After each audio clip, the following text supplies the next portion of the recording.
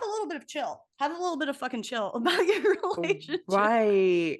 This okay, is coming I'm from glad someone I'm who not has alone. no chill. No, I have no chill. I have no chill either, but none of us have any some of fucking these chill. things, neither. That's why this is so extreme. If the two of us are saying chill out, that's when you really need to start paying attention. Like, we get it. We get it. You guys are kissing. We got it. We get it that you guys kiss each other. Like, come on.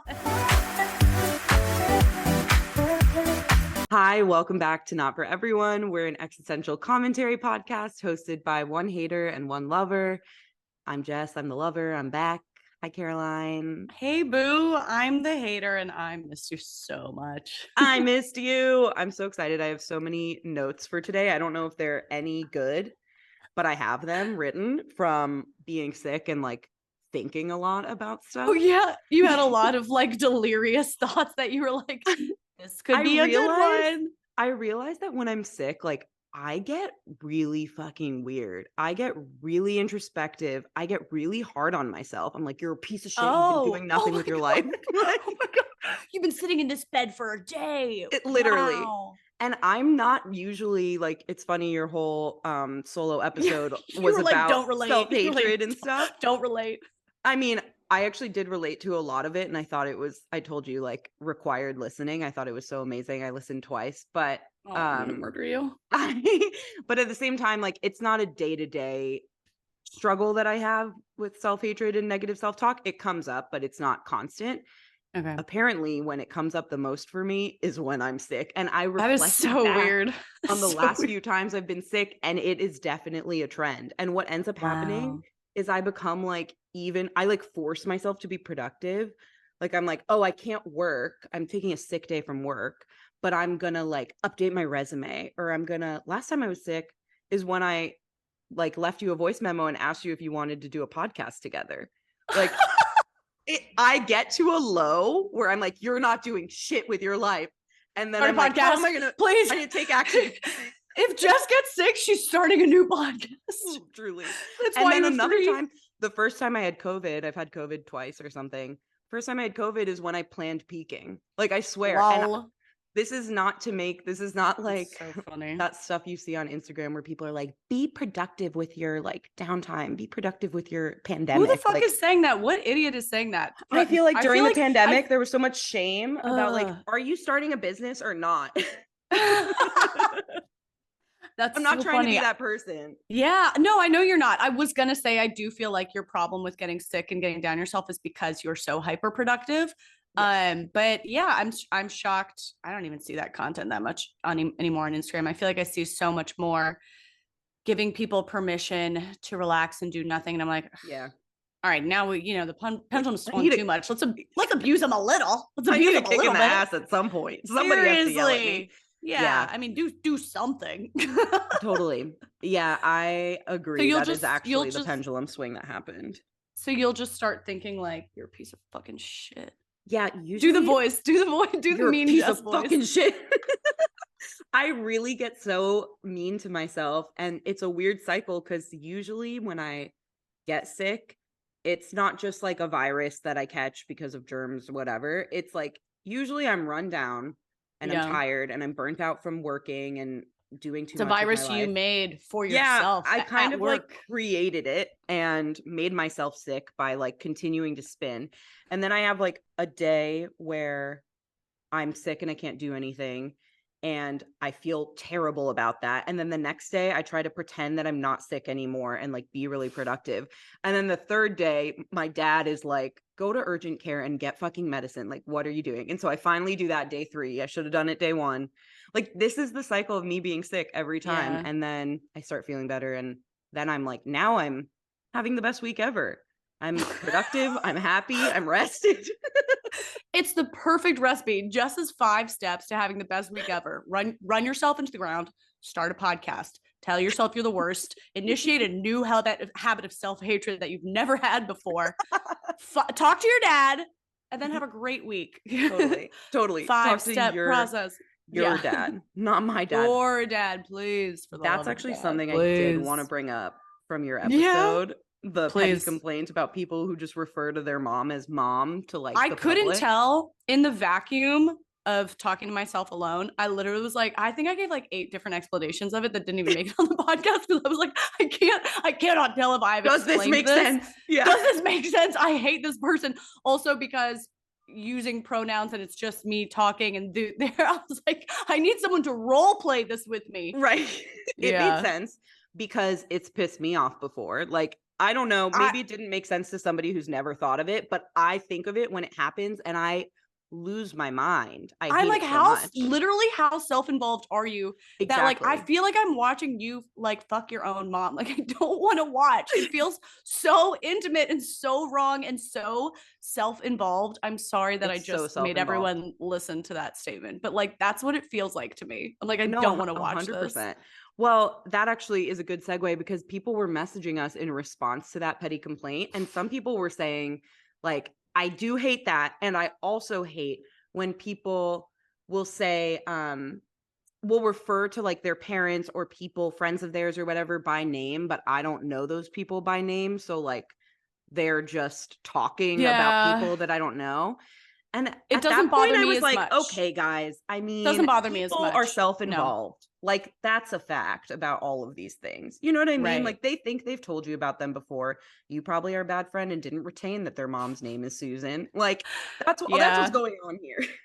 I think I was thinking about it too, kind of relating to my own lecture about when something really annoys you, it's usually because it like threatens some idea you hold about yourself, is what I find. Yes. Yes. And so I was trying to apply my own preachy lesson to the my mom tirade. And I think it is because one, this is so self-important sounding, but I really do think like one of my biggest, something I value a lot is recognizing how small and insignificant I am.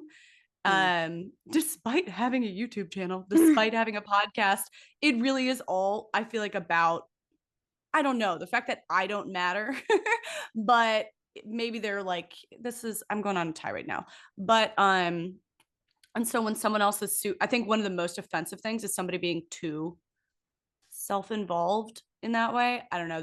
We already can cut this whole thing. It doesn't matter. I see what you mean. Cut it all, Abby.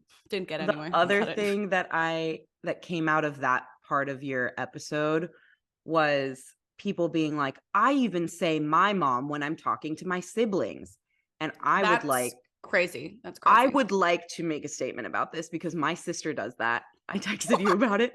Oh, my yeah, sister will be talking to me about something that happened with our mom and say my mom. And stop hogging the mom. It is so hurtful. And she constantly, like, it started as a thing that she just did subconsciously. And she didn't really realize she was talking like that. Maybe because she's used to saying my mom to her friends. So like, okay, fine. It just slips out that way. But everybody else is able to make the translation. That's psychotic. Caitlin, you need help. But eventually I was like, I hate when you do this. So now she does it on purpose. But people were writing us. And yeah, that's just reasonable. Her doing it on purpose, like, I'm a good person for even saying it when I'm with my siblings. And I was like, no, you're not. You're hurting them. You're creating a divide in your family. I could go on, but I won't because this is entirely too personal. But yeah, I just couldn't believe people thought that was like the right approach. Don't do that either. Just be normal. Did you like learn grammar? I don't understand. Hooked on phonics? Anyone? No. Somebody did write in and really cracked me up with a surprise approach, which they were like, it was like mostly caps. It was like a long paragraph of all caps. So it was just like, Caroline, why don't you think everyone can be your mom? You need to be more open to people mothering you. More people can be your mom. That was actually perfect. It was pretty funny. I was like, I didn't see that one coming. She was like, why are you so opposed to people mothering you? She was like, my mom will be your mom if you need her to be. She's like, why are you so close-minded? It was so funny. I respect anybody screaming about, as long if you talk to me about something that doesn't matter, as something petty, and you're screaming about it, I immediately respect the argument. Whatever. All caps. Please. Yes. Please. I believe you. If you're yelling it, I believe you. If you yell it, I'm a great debater. I just scream. Yes. Well, how else are you? You opened up to us a lot in the episode. Do you have like silly things that you saved? Do you want me to go ahead with some silly things that I have been accruing. Silly things Silly I've things. saved. I don't think I have anything too silly. I feel like delusional right now, so I'm completely emotionally prepared to rely on you. I'm emotionally prepared to Yeah, deliver for our family, for the monarchy. yeah. I'll scan my notes, but you wait. I actually do have a good segue, another segue, because it has to do with moms. Give me a fat fucking segue. I guess this is like on theme because Mother's Day is coming up too. So okay, we're gonna talk a little bit about mom related content. This isn't deep, this is silly. Basically, I realized over the last week or two that I have to feed myself as though I am my own child. Like I look for ways to hide vegetables in the pasta and like like find recipes where like I can trick myself into eating healthy, you know? And I just was cooking something the other day and really thought about it and was like, "Oh, I am a child. Like this is what they mean by inner child work, I think, number 1. Number 2, number 2, I'm already parenting. So if anybody tells me, like, gives me shade about not wanting to be a parent, already doing it for my damn self. Like, I guess at this point, I could throw a child in the mix because I already have the dinner made that there is going to work for them. It was just a realization I had, like, as you get older, to get yourself to be healthy and have good habits, you have to, like, do what a mom does to a kid and be like, okay, I'm gonna like hide spinach in the chocolate smoothie or whatever it is, in so many ways. That's so funny. Is this the inner child work? That made me think of what that made me, first of all, don't relate. Second of all, I don't relate to this. I don't think I do, to the separation of like a mind that's watching me and then the other mind that forgets I hid the spinach in the pasta. I am very much that way. I'm wired you have that the way. Separation. It made me think of like, who is it? Like Eckhart Tolle or Eckhart Tolle, I never know how to say his name, talks about like the way that we know that we are not our minds is because we can sit and think and watch our minds thinking. And so he's like, so if there's a mind watching me, then what is the being that is watching my mind? Something. And it made me feel like if I can hide vegetables in my pasta, then who is the one eating the vegetables without remembering they're there? This is how we know. Amazing. Yes. Yes. I mean, I think in a lot of ways, I utilize that to my advantage, you know, the ability to like set myself up for something and then kind of like compartmentalize, forget that I did it. I mean, I know I did it, but I'm like tricking. There's a lot of ways I have to trick myself, especially with like healthy habits. I have to trick myself into going to the gym. I have to trick myself into choosing the healthier option. I have to trick myself into, I don't know, a bunch of stuff. I feel like it comes into play all the time. It is. It's actually like how you design your life. It's the design of life. Is like, how do we set up a system where there's going to be as little friction as possible for me, like doing the things I want to do. But if like there's a little friction there, if it make it really hard for me to get to the gym, I'm just going to choose not to. How do it is true. I do relate to that. And that's smart. That's what being an adult is. I agree. I think good job. Thank you. Wow. You're a mom. Happy Mother's Day to you, Jess. Thanks. Oh, actually, you did refer to me as your mommy in the episode, and mommy. I feel like I am like the mom friend. Yeah. I'm very like, I have the plans and I'm going to make sure everybody eats on time and I'm going to like get us to a bathroom and like, I'm that person in a lot of my groups. It's funny. Somebody wrote me, like a listener wrote me after the episode where we talked about having kids, and she was like, I really relate to what you talked about, and I think it's even more interesting because you are such a maternal seeming and nurturing person. And I was like, that is true, and I think that's why I'm like, I already have my fill. I was gonna say I feel like that sounds like it's why. It's like you've been doing the caretaking, you've been doing it. I know how I've experienced it. And okay, everyone calm down. I'm not comparing taking care of myself and my friends to taking care of everyone. Calm down. I know parenthood is hard. That's why I don't want to do it. I'm gonna say this. Saying. I think like all of the parents have unsubscribed already. I don't even think they're here anymore. I get surprised sometimes. Yeah, a lot of parents will get a follower that's like, mommy Mary, and I'm like, oh, mommy, like I want them. To us? Yeah. So many parents, grandparents, like there's a crazy range of demographic that watches my YouTube channel.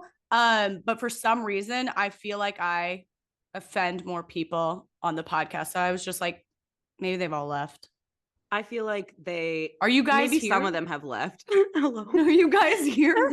I think maybe some of them have left, but some of them I are hope like, not. I love you them. know that we're joking all the time, Cuckoo. and like Get even when cooking we're not always. joking, we can look at things different ways. I feel like we're getting the right mix of people who get it. I feel like we're starting to weed out the ones who don't get it and like gain more of the ones who do.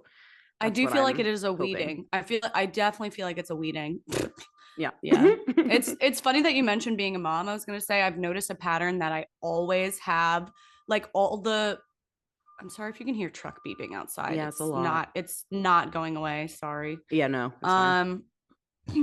Oh, excuse you, just stopped. Mommy said stop. Mommy said stop. She spoke. Okay, it's back now.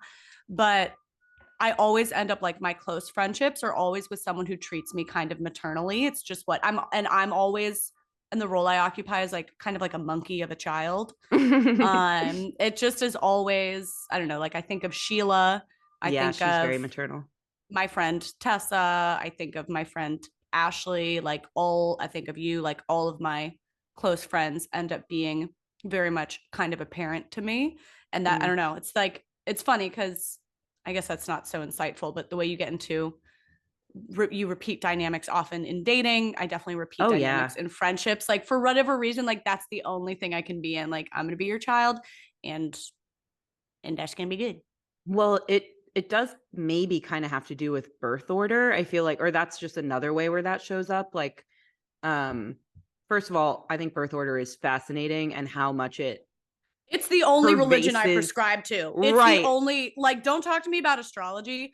I'll talk to you about birth order. Yes. It invades everything. Like the way you act is always ties back to birth order and like the way that your family structure and family dynamics were growing up. Yeah. And I feel like I have a lot of friends who, like me, are older sisters.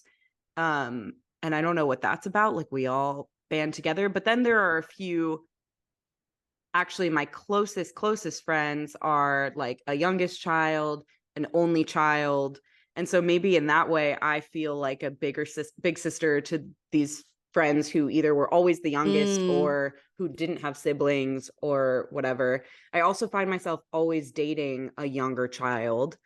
Oh, interesting. And usually in a dynamic of two, like my two relationships have been youngest sons of two sons. Which I don't know if there's anything there. Am I a dom? I wish I was a dom. Not that way, but like, are you usually like the dominant personality? Oh, yes. Yeah. Yes. Okay, not in bed, but everywhere else. Yeah. Okay, got it. Do you know what I mean? I'm a kitty cat in bed. Yeah, we're all kitty cats. Yeah, I got you. Yeah. I don't even know what I am. I feel like I keep ending up with people thinking in past relationships. I keep ending up with people who are like also a big personality. And I don't think that works. I don't think that really works. Maybe I need to find my kitty cat. Yeah.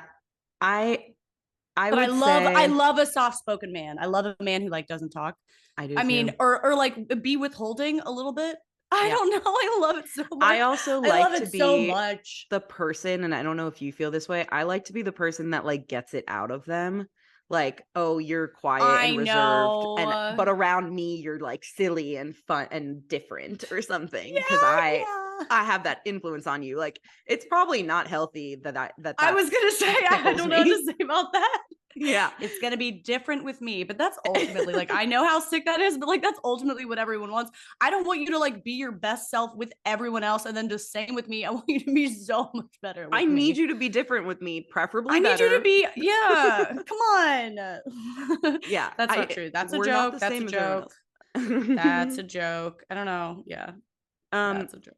I don't have a lot of like insightful reflections. I think the podcast is over. Are we done recording? I have more of like this type of thing. I have some insightfuls. Oh, tell us. But do we even want to? Give me another bippity bop. One more? Okay. Yeah. Oh shit, what just happened? Oh my god, did I just delete? No. I thought I deleted my whole note. I have some petty complaints. For sure. Oh, this is okay. This fucking makes me so mad. Okay.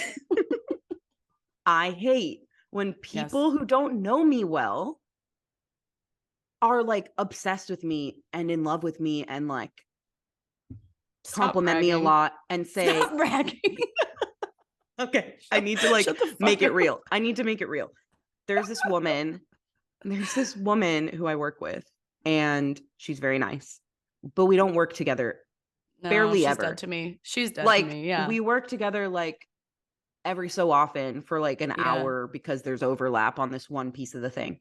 And she's out here messaging me how much she loves me and how she thinks I'm a star and how she like can't wait to see me at the event and all this stuff. No, I'm it's like, we're no, not friends. you're It's correct. insincere.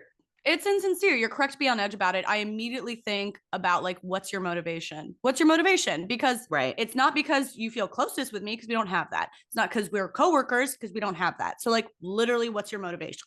Yeah.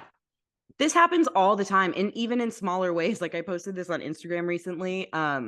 I had something going on and I was working with a customer service agent and there was a lot of back and forth and I felt like I was being like kind of a pain in the ass during this back and forth because it just was taking way longer to do this thing than we needed to. Whatever, fine. I was not being rude. There was just a lot.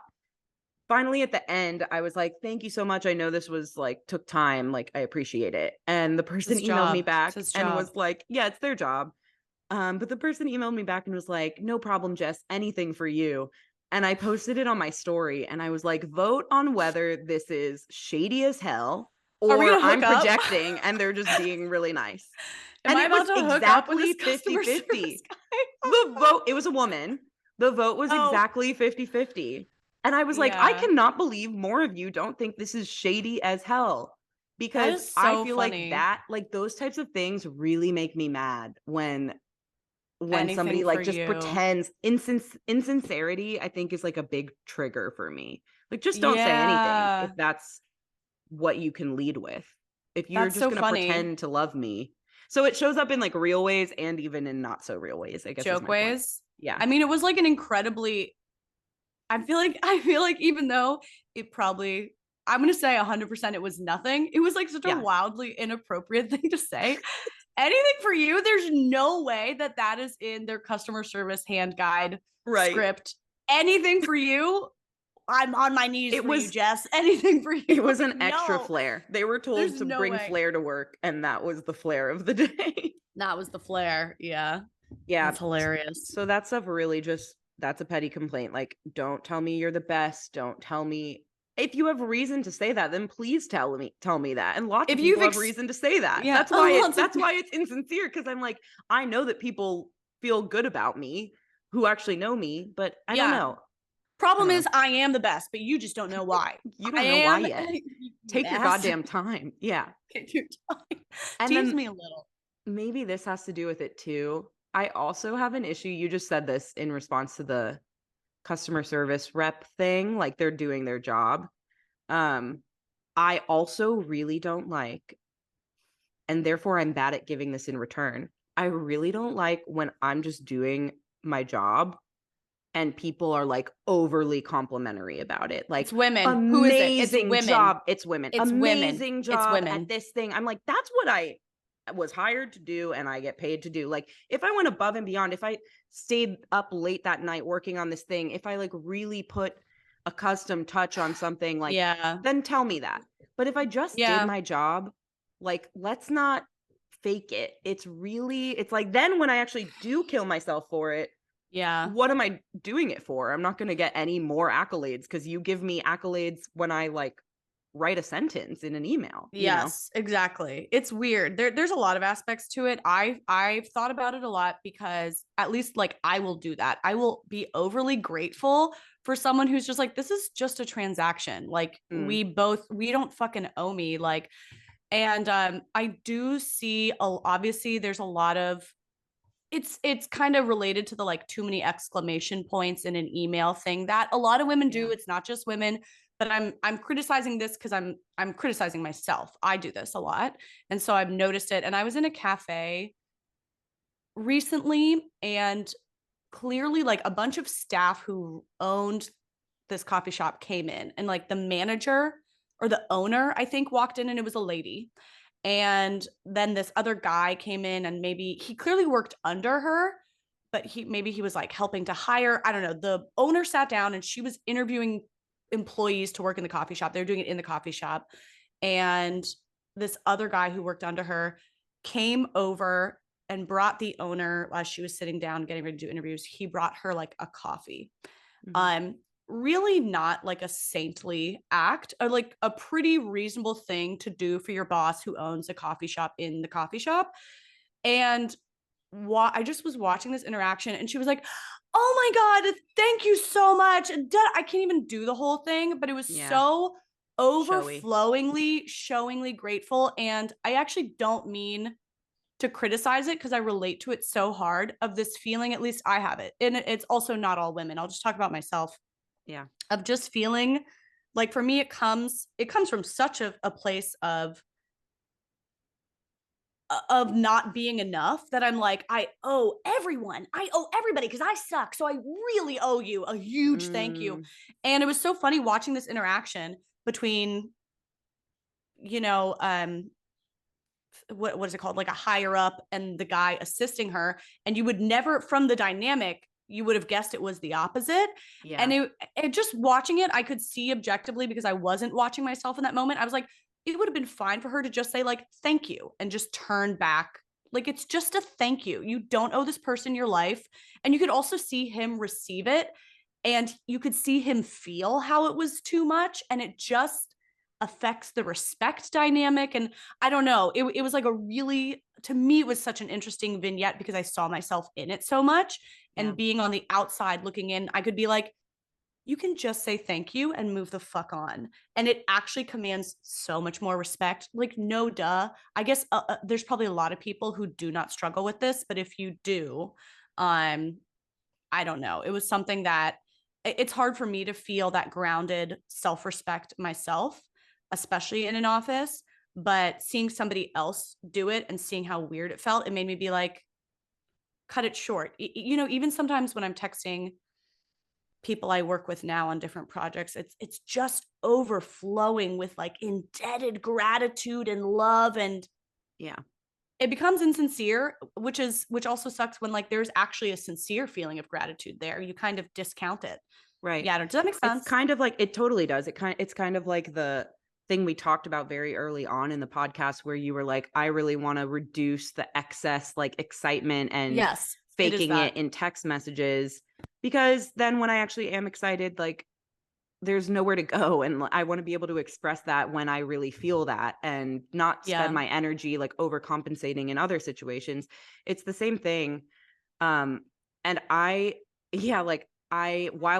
it's one of those things where like I relate in moments, but overall I don't have a huge struggle with that. I could see you being more self-possessed in that way. Yeah. I guess so. Yeah. And like, it actually is really helpful to hear you describe why that might be happening, because I get so annoyed, but at the same time, it's insecurity. There's no way it's anything but insecurity. And I think that's why I get annoyed, not because I'm like annoyed that someone was trying to be kind to me, but because I get really upset to see women who are so insecure and like leading with that in these types of interactions where they don't have to, that I'm like, no, like you don't have to do this. You don't have to do this with me. There also, was something else I was going to say about it. Because they're really not, I mean, I'll speak for myself. I guess I can't know how every woman is feeling, but I'll say like in me in that moment, it's not kindness. It's not kindness for you. It's something I'm doing for myself. Something I'm doing for myself because I feel so out of line. I need to like cleanse my conscience over the fact that you like did a work task for me. Yeah, it's not kindness. It's all about myself. It's total insecurity. So but no, at the same time, I feel like because so many people do operate in this way, it's what the standard, it sets some sort of precedent, at least in some environments, where like that's the standard that people might expect or almost need in order to operate well in their job. And correct me if you disagree with this. It's just a theory right now, but I'm like, maybe some people really, really need that, at least because they've gotten used to it. And I'm a person who, like, if you're reporting to me at work or if I hire you to do a task or whatever, I'm not going to give you that. And I Yeah. feel like that's also like a gap in myself where I need to get better at No. Well, I this to mean, some degree, you maybe, know, yeah, like, I guess there's probably, there, it's a spectrum. Yeah. yeah, But you're right. I think that people will start responding to whatever the standard is set, right, whatever like that culture is. When I start being overly emotive, overly expressive, regardless of the situation, people kind of match you there because people aren't freaks and they're like, oh, I'll just do what's normal. Yeah. So you do end right, up matching it, but don't change what you're doing. yeah, Let them get used to. I feel like you're helping people out by being like, there's actually this other respectful way to interact right. professionally. It can just be like That's this. nice of you to say. That's like helpful of you to say, because I do feel bad. It's like one of those things that I've pinned in my head as like something maybe I should work on, is getting better at giving um positive reinforcement when I'm working with Pats on the people. butt. But I Well, I also feel mean, like I'm a very positive person and I'm very easy to work with, and I like am grateful and appreciative, and like I operate in a way that's where it. I'm I not, feel like I'm that's kind it. and respectful and appreciative, and I mean, also in a way that's obviously, true. And so I don't know, but yeah. sometimes I'm like, should I be doing more? Like, did I say thank you, but it didn't really translate to them as enough of a thank you, and I should have been more thankful about it. It's such a weird thing to get in your head about, but I do, because I want people to like me, and if that's what it takes. Oh, interesting. Wanting them to like you. Yeah, I don't know. Obviously, I don't watch you at work, so I can't say, but working with you, I can't imagine that. I mean, when we work together, you don't really treat me as a friend. Like we're being professional together. I Yeah, don't feel like we're not like too when we're talking about work stuff, we're not like sometimes there'll be a giggle, but sure. we're doing work together. And the way that you work, I would say, is correct. I think it's correct. Something that my boss used to do in my tech job, who like I loved. I mean, this takes so much energy, but she really would have conversations getting to know basically it's not love languages, but it's a Mm, communication style. I guess that's the phrase of like, how is that received to you? And she made me comfortable enough to be like, I can't tell if you think I'm doing well. I can't tell, blah, blah, blah. And she really would kind of adapt styles to people. So I guess if someone's being weird, you can always talk to them about like how it's coming off to them, whatever. I don't know. yeah. We can move on. I have a complaint. Um, okay. Okay.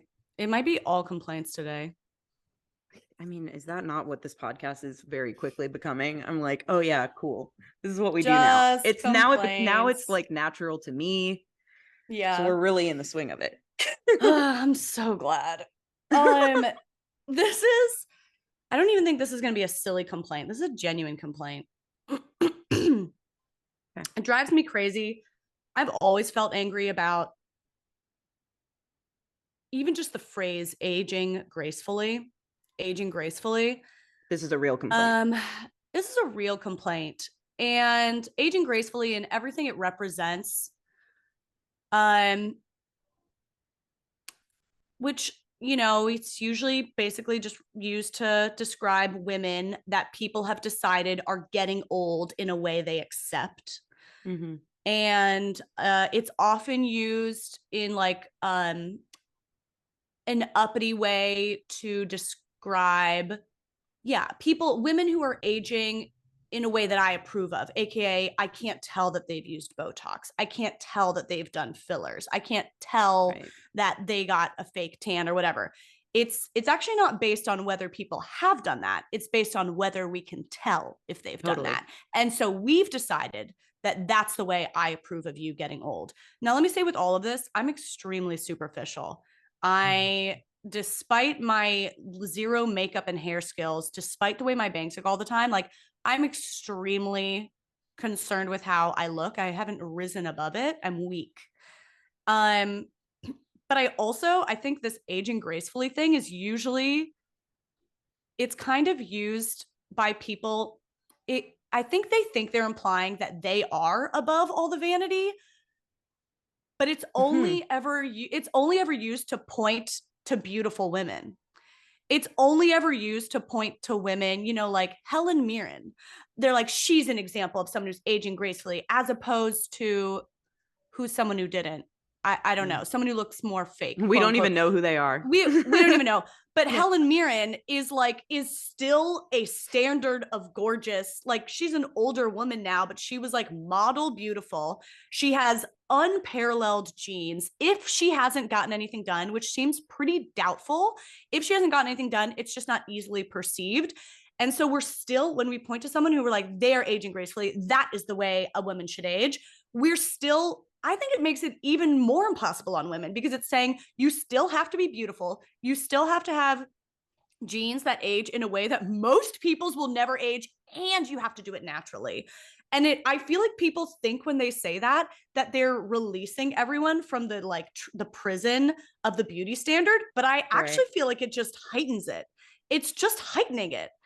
Because they're not pointing to ugly women. They're not pointing to old looking women. They're just pointing to beautiful women who still look remarkably young, but it doesn't look visibly meddled with. It's not obviously meddled with. They still just look remarkably young naturally. And it's like, is that better? Is that less of a beauty prison? I really can't stand it. I really can't stand it. Well, it drives me crazy. It's very similar to something that somebody messaged us about, actually, which is the no makeup look. Like, that's so desired and sold and like marketed as, oh, just like a little bit of like blush and you're out the door, and people who can pull that off are like the standard of beauty. Look at us. It's no longer the contour and the eyebrows and the whole thing. It's now like natural, and so it's attainable. And it's like, not really. First of all, still there's a lot of makeup behind there. It's taking more effort. Yes. Yeah, because people are spending more money on skincare. People are doing fillers. But you don't know about that stuff. So that when they just put on a little bit of concealer, you think that it's no makeup, and they're like naturally gorgeous. And it's like, there's a lot of work behind that. There's a lot of money spent behind that.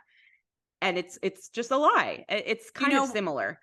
Do you know why? It's totally similar, because the thing we often evaluate as ugliest in women, at least, is being able to see that they tried hard. That's what we hate the most, being able to see that they tried hard. And so the goal is really to like look like you didn't try all the time, but people are trying so fucking hard in secret and spending so much money. And it's just a deeper prison. To me, I don't know. It's so weird. First of all, why would you care what anybody does? Why would you give a fuck? Even if somebody looks botched, like, why do you care? Okay. Yeah. You don't care about this person's well-being. You care that they look bot. Like, why is that even offensive to you? You can say, I don't want to look like that. But this, like, it's kind of moralizing the way that, totally, I don't know. It's completely still upholding an impossible beauty standard and then condemning people for the way they pursue it, meeting it. It just drives me fucking insane. Yeah. When you mentioned like, shoot, what was the wording that you used? Oh, like, we don't want women to look like they tried to look beautiful. Yeah, you don't want to see, you don't want to be seen trying. You don't want to see the effort. Yeah. It made me think about the flip side, men, because obviously the beauty standards for men, they exist, they are different, and they are arguably less. Beauty boys. Especially with aging, like aging men are so celebrated. It's like, oh, George Clooney aged like a fine glass of wine, whatever. Like, that's the way that people talk about it. Aging gracefully is pretty much never used about a man. It's assumed that he's going to age and look even better as time goes on without doing anything. And I wonder if like the need for women not to try in how they look comes from the fact that traditionally, historically, until recently, men don't really try, because that's not the way that like the beauty and fashion and whatever industry around men has been set up. Like, men aren't traditionally the ones who wear makeup. Men aren't traditionally the ones who spend a bunch of time on their hair. Like, it's pretty easy to look put together as a man if you just put on like pants and a shirt that fit you well. And so I wonder if like, because men are so celebrated and like the more they age, the better they look. And like, if they're messy, it's attractive to us and whatever. That's funny. Like We've that applied that to has women. that same standard of like, they don't try and we think they're hot. So you have to also not try, That is but make interesting. sure you still look hot. Like, but the standards are different. Do you know what Yeah. it's hard to explain what I'm saying. Yeah. The No. I parallel. understand what you're saying. Yeah. No, I mean, it doesn't seem untrue. I feel like the you don't want to be seen trying thing is just something that's applied to women like in all arenas. The same way Yeah. that like it's okay to be seen being ambitious as a man, but it comes off differently in women. And I get really I get a little self-conscious anytime I talk about like gendered issues, because what I really don't like is like I really don't like man hating. I don't know how Right. anyone could like it. It seems so like what the answer to like a gender issue is hating another gender. That can't be the answer. No. I don't feel hatred for men. I don't feel hatred for a single group of people. That's incredibly fucked up. So I want to be really clear that anytime I'm talking about these gendered issues, a lot of the time it's the way that I feel, or it's the way that I see a lot of like women judging each other, or sometimes obviously it's men as well. But I just want to say that, like, Yeah. I don't know why I brought that up, but I think it's yeah. clear when people are man hating. I think it's good to address because I hate that too, and we never want to come across that way. But I Who do the think you can it's so feel it and short-sighted. hear it when Yeah. that's happening on like a podcast or in these types of Or conversations. just And blaming in it's general. I just think gross. It's like not blaming in productive. general. Yeah, I feel like usually if there's something to complain about, it's not usually because there's like one evil mastermind behind it and it's the race of men. Like, no, Right. it's like there are human and relatable and understandable reasons, probably a million little reasons that we all ended up doing this thing. And judging the try hard in women is such a big one, There which, was this comic that I saw this week that I loved that was just like one image. I think like a man and a woman standing by a desk in an office, and the question from the woman was, what's the difference between being assertive and aggressive? And the man said, your gender. And I thought that was really interesting. It was like a, office humor, corporate humor type of comic. But it's just the truth. It's like, we're not trying to alienate half of the population and hate on them and whatever, but we live in a patriarchal society that was built that way, and we're trying to make sense of and break down parts of it. And there's still a lot of work to do, and there probably will always be. And like, that's one of those inherent things that women do to show that they're ambitious, to show that they're putting in effort, to show whatever it is, or just to get the outcomes that they want, like end up it being has to look interpreted differently. differently. It Yeah. has to look differently. Yeah. Yeah. That's so true. Yeah, the aging You, thing. you want to move on to a hip hop? Hip hop, Yeah, a little hip hop. like a hop to a different topic, or like something about Something hip hop light. music. Oh no, Yeah. something light. Yeah. Okay. Um Oh, I have another complaint. I just have Yeah, complaints. I think that's all that thoughts are, I think right? so too. Complaints. I think my only thoughts are complaints, and I have a great time with them. Okay. Okay. This one is maybe divisive. I don't care. Yes, yes. I'm curious your perspective on it. So the terms of endearment that are often used First amongst of all, terrible lovers. movie. Terrible movie. Oh, I never Watch saw terms that movie. It's a terrible movie. I feel like it was a classic. Yeah. I feel like I'd heard of it as a classic. I've been going through an 80s movies phase and turned it on the other day, and it was like unfucking watchable. Anyway, don't ever watch it. It sucked. Watch Cruel Intentions instead. I don't know Cruel if Intentions those is amazing. have anything to do with each other, but that's my favorite. They're from that era. incredibly unrelated. Yeah. Keep going. Keep going. Okay. Plug for Cruel Intentions. Okay. The terms of endearment that are often used in a romantic relationship are babe and baby. I feel like they're divisive. Some people love to use them. Some people hate to use them. Some people are like me, where I haven't really made up my mind. I don't use them currently in my current relationship, but sometimes it almost slips out. And then I'm like, no, don't be that girl that says babe. And I like stop it from happening. And I wrote in my notes, like, there are 3 places where babe and baby can be used. And like, they're very different, I think. So Okay. one is in general, just like to your partner. I think like I can be okay with people doing that. I could probably be okay with myself doing that. The I feel second is different based on the word. I feel very differently based on those babe or each word. baby. Okay, we'll get You'll into never that. catch me saying babe. You'll never catch me saying babe. Interesting. But baby is different for you. I feel like it's probably happened. Okay. I feel like it's probably happened, but I'm not a big one. I'm not big on it. Yeah, I'm not big on these. Okay. So that's just in general. Number 2 is in public. And number 3 is on Instagram.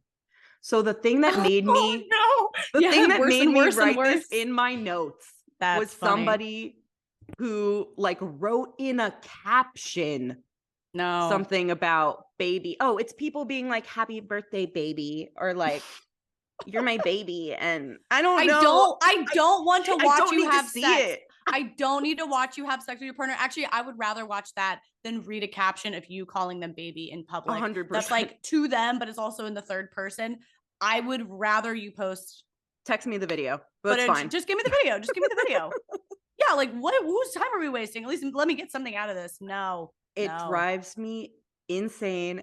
That's and why I don't know. on Instagram. That is so Instagram, wow. You nailed it. You nailed There's it. 3 different settings, and like they're all a little bit different. I mean, doing it in person in public is also a crime. Like the dinner party episode of The Office when That's immediately what I thought of. The dinner party, what you babe. have to think of when Michael and Jan are like in a fight and they're like babe, and then everybody leaves their dinner party and makes fun of them being like, oh babe, did you do this? Could you pass me this? It's often a sign that like there's trouble in paradise, actually. Based on that scene, babe. That's my interpretation of babe in public. That's so funny. Yeah. Yeah, those words are just, I don't know. I feel like it's a little bit like peeing on your territory. You're like, just in case you guys forgot, that's even though I'm my babe. That's my babe. I pee on him. I pee on him. I pee on him in front of you. Watch me pee on him. That's my babe. So I feel like that's what it is. It's like in case you forgot, have a little bit of chill. Have a little bit of fucking chill about your relationship. Right. This okay, is coming I'm from glad someone I'm who not has alone. no chill. No, I have no chill. I have no chill either, but some of these things, neither. That's why this is so extreme. If the 2 of us are saying chill out, that's when you really need to start paying attention. Like, we get it. We get it. You guys are kissing. We get it that you guys kiss each other. Like, come on. It's just too much. How do you feel about PDA? And like, there's obviously levels and there's locations. It depends. I'm not like a hard no. I think I need some PDA, or I'm like, do you hate me? I need some PDA. But do you consider like hand holding or an arm around each other PDA? Because I don't. That's just like I mean, it is objectively PDA because I'm not doing it with homeless people. So it is like it's an intimate, affectionate thing. Unless you're doing it with homeless people, no. But it is an intimate, affectionate thing. But I'm like, I don't even bat an eye at that. If you can't fucking hold my hand, we're not gonna date. Yeah. We're not gonna date. Like, we're not gonna date. I can even do an occasional makeout in public. It depends. I will tell you where it's not acceptable. Sitting at a fucking bar. Sitting at a fucking bar, or a makeout, makeout sitting at a bar. Yeah, totally. Just send me the video. Just send me the video. I mean, a makeout sitting at a bar was the poor bartender has no exit. I will say that I've done it too many times. Of course I've done it. Of course I've done it. But actually not with a boyfriend, like just with the person that was sitting at the bar. Just with the homeless person. Just with the guy you found at the bar. No, totally, because you're shit-faced. Because you're shit-faced. So like that's a different thing. But if you're that's a whole different thing. First of all, the things I've done when I was shit-faced. We're not none of our petty complaints apply to that. No, because you're out of control. One time. One time I was like in college and I was in a club in New York City. I was in a club. Haven't been back since. Was in a club and I, met some guy and he looked really cute. Granted, it was really dark in there. Yeah, you can't tell. And the club was like shutting down or something and we were leaving and he was like, oh, do you want to come back to my dorm? We were like 12. And I was like, okay. And we left the club and like walking, and as we like walked into like the lamplight of the streets, I was like, man, you are not the way I thought you looked. And this whole time, like, idiot Caroline's wheels spinning so fast, but like so slow because I'm pretty drunk. As we're walking to his dorm, I'm like, I don't think I want to do that. I don't even, first of all, no. And but can't get out of anything. Can't get out of anything for the life of me. Get all the way into his dorm. We end up like in his dorm room talking to his roommates. I'm like trying to just like prolong the conversation with his roommate, talking with the roommates. And then eventually he's like, let me show you my bedroom. And I'm like, okay. And what happens in there? Yeah, I'd love to see your decor style. And I'm like looking around and stuff, like trying to like be anywhere not near no candlesticks. I immediately don't want to hook up with this person at all. But I also have zero ability, especially at this age. I had like zero ability to like speak up for myself ever.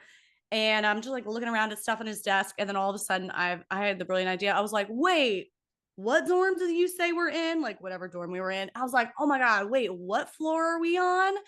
He was like, 9th floor. And I was like, oh my God, like my best friend lives on the 4th floor. Like, can I run downstairs really quick? No, stop. That's perfect. Hi to her. And he was like, okay. What was he gonna say? This is the only way I could get out of the dorm. And I like ran out of the dorm. And I ran to the elevator, and I just wanted to run out of the building. I was just going to run home. And I was standing there like waiting for the elevator, and the elevator was taking so long. And somehow in my inebriated state, I was like, they're going to come for me. Like they're coming for me. They're going to like drag me back into the room. And so I couldn't even wait for the elevator. And I ended up running down the emergency exit stairs. And I was in these high heeled zebra ankle boots. I remember they were like somewhat furry zebra ankle boots. And I ran down like 9 stories and all the way down 14th Street in Manhattan, running all the way home. I was just like, I was so sure they were running after me. Oh my God. And all this guy knows is that this idiot in a pair of zebra boots like came to his dorm. And then, went to just demanded to go say hi to her friend on the other floor and never came back. And I just felt so dumb about Did you ever run into him? I know that NYU is a big school, but like that would have been my worry at my school. I feel like I ran into his roommate at some point, but I think I actually did, but I don't remember. Forgettable faces. Oh my God. Yeah, the number of times, I mean, that's not something that I want to go into on the podcast, but just like the number of times that you end up in those situations and you don't come up with a genius plan like that, and you end up doing the thing that you don't really want to do. And it's not because it's anyone's fault, really. It's kind of my own fault in the situations I've been in. I'm an idiot. I didn't know how to say no. What if they think I'm mean? Like, I wouldn't want that. Guess I have to do this now.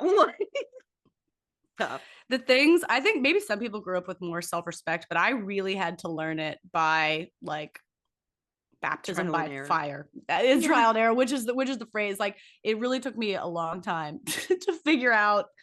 That's why I just like don't do it. Now I just don't do anything. I think I so defied my own boundaries as a young child. I don't know. That makes me sound like I was fucking every homeless person. but now you're like, what I mean. Yeah, I don't know if I can put any of this on the podcast. Actually, I don't know, because that guy I'm dating is now listening to the podcast. Oh, maybe this is a college story. Maybe the end of it. Maybe just the end of defying my own boundaries. Can't call it. Yeah. What was I going to say? Oh shoot! Dang it! It left me. Well, dang it! Oh, I have a petty complaint. Someone wrote in a petty complaint that really made me laugh. Okay. Somebody DM'd us, petty complaint. My husband and I hate when we see couples that look like they're related. Like, how much do you love yourself that you found the opposite gender version of you, or same gender, but I usually see it with hetero couples, or worse, why are you romantically interested in a carbon copy of your sibling? Are we wrong here? Completely agree. Okay. Completely agree. I have mixed feelings on this one. I see it all the time. I see it all the time, and I've been an offender of this. And Yeah, I see that. I I can think see that for that you. I think that most of us are not straying as far from our own faces as we think. I think there's like We are certain not. features. I think that there's like certain features that make you feel comfortable or that feel like familiarity to you. It's A actually, lot. that is Yeah. a psychological phenomenon. I took psych in college, and that's I the took one thing one I psych learned. class in college. I'm not a therapist, Yeah. but if there's one thing I remember learning in You're my a one psych psychologist. class, it You're a was scientist. this. Like, you are attracted to people who have a familiar face, even if it's like one thing. Yeah, like bone structure, face shape, coloring, like all these different things. It makes you more comfortable. It makes you more drawn to somebody. So, yes to the complaint. And also, there's something psychological about it that, like, we're all probably falling for to some degree. No, this complaint made me laugh so hard. Because the thing, I mean, it does make me think of there's those instances where it's like, come on, you guys look too much alike. Like, Yeah. obviously, couldn't you just like get a mirror and like have a fun time there? Like, Can one of isn't you that just fine? like get a nose job or something? Like, could you Yeah. just, yeah, fix this? Um, yeah, Yeah. I'm actually thinking of a very specific couple, two specific couples I know who there's a line. There's a line, and some people cross the line, and It is funny I when they look know. too much like your sibling. Yeah. I don't even think I could date someone who has the same name as my brother because it's obviously immediately like a joke. Which that's related to nothing, but I really don't think I could do it. Yeah. I don't think I could do that, something like that. Like, it's too my It's too boyfriend has the hot. same name as It's too one of my hot. cousins, and it's already, luckily it's a cousin I'm not that close to compared to the other ones. Yeah. It would be touch Yeah. and go if it was a different one. Yeah. That's funny. Let me see. Talked about that. Talked about that. Everything else I have is like short and stupid. Yeah, why do I have nothing good at all? I feel like Um we've touched on good things. They've just all been kind of quick, you know, yeah, I'm brain dead. That's why. Maybe we don't have that much to say. The which is fuck? okay. Isn't Let's that just, weird how sometimes we show up and it's like that? yeah, I'm not low energy. You're not low energy. What? no, but it's just like there's not that much to say. Just how it do, just how it do. I will say that I'm pretty over the whole visible panty line, like avoid it type of attitude. Wait, wait, you're overseeing people's panty lines or you're over No, people being precious about seeing them? I'm over the latter. Like, just get Okay, over it. cool. I'm wearing underwear. Yeah, like I am wearing underwear. Oh, that's funny. I mean, yeah, I love that because I totally get paranoid about it. But it's like, I I just hope we're all wearing underwear. I don't have time to get paranoid about it anymore. It's like sometimes all the thongs are in the laundry. Sometimes they don't really like work with the rest of the outfit. Like, something It's gonna about it be I a need more panty line. support. Yeah, it's gonna be a panty line or it's gonna be a camel toe. Like pick your poison. Oh, Which one do you want? I'm actually really I have like a huge camel toe problem. Like, I need to fix it. No, You no, know don't who fix also, it. that You is something also that does bother me that I am trying to fix. And I found out that it if you buy bothers me. leggings that don't have the front seam, it's better. Yeah. It's funny that that front seam is just as splitting it as hard as it can. As Splitting it. hard. It is putting it as hard as it can. Something funny, or not funny at all, and barely even interesting. Something barely even interesting is that I've realized that it's something that I would feel super self conscious of, like going to the gym. Oh my god, I don't want to don't want to visible camel toe going to the gym. I don't want the guys to look at me, whatever. Sometimes I can even see guys like eyes go down. You know what I mean? And I'm like, Yeah. damn it, what am I going to cover it now? And just look at it and whatever, that's what happens when you're in fucking tight leggings. Right. And weirdly, making YouTube videos has given me, I think you'd think it'd be the opposite, like it can make me really self-critical sometimes, but it's also, I don't get that stressed out. I think I often look hideous in YouTube videos because if someone were to ever comment something negative about how a person looks, it's like, that is so low. That's so Yeah. crazy low. That's not ever a comment that bothers me. It's like, oh, you're just announcing that you're like so pathetic. How bad and inconsiderate of a person are you to do that? So something about YouTube videos, I feel kind of freed of my physical appearance, and in a way that I don't in real life. But it's something where I'm like, yeah, if someone were to be like on a video, like, oh my God, she's a camel toe, I'd be like, yeah, I'm like a female human. Yeah, I Right. am. But I'm still kind of afraid of a guy like thinking that in the gym. I don't Yeah. know. I also once read that if you can just like put a pad, just wear a pad fucking for leisure in your underwear and it Oh. prevent, guess what? I tried it. No, The didn't leggings work. seam wants to get in there no matter what's blocking it, I No, guess. it's really trying to part the seas. Yeah. Yeah. I wonder if that has to do with like this is a person in real life who I could meet and like could form a impression of me that would matter compared to like a guy in the gym versus the internet is like, I don't even know these people. Does I that think it's play I into think it? it's more like when I think about someone snickering about it in the gym, it's like them going and talking to another guy and like laughing about it. I'm so Yeah. afraid of this. I'm so afraid of like guys laughing at me behind my back. Mm, And on the internet, it's more somebody just like at their fucking computer with their dick out, like leaving a rude comment in a right. dark basement. As they masturbate to the same thing that they're insulting. Yeah. Yeah, actually, I don't want to put that on the air. Let me retake that. I'm just saying, as opposed to on the internet where it's just like somebody leaving a comment, like you went out of your way to just write a comment just to like crush my day. What a low person you are. Yeah, totally. You can write that person off as like, I don't care what a person like that has to say. Truly, yeah, that is I it. feel like I have more of a fear of women judging it actually than men Oh, because that's kooky. That's I feel kooky. like men don't notice stuff like half That's as not much as we true. do. No, they're noticing the toes. Toe, well, sure, they all love toes. Oh, you mean Camel camel toes. toes? I thought you meant Yes, they feet. are. They are noticing that. I guess so because it's your vagine. It's a part that they want. Oh shoot. I messed up my timing and I have a call right now. Oh, Let titty me call ass. him. Let me text him and say, "Can I call you in a few We can wrap it and keep it a short episode. I mean, it's like an hour. It'd be fine.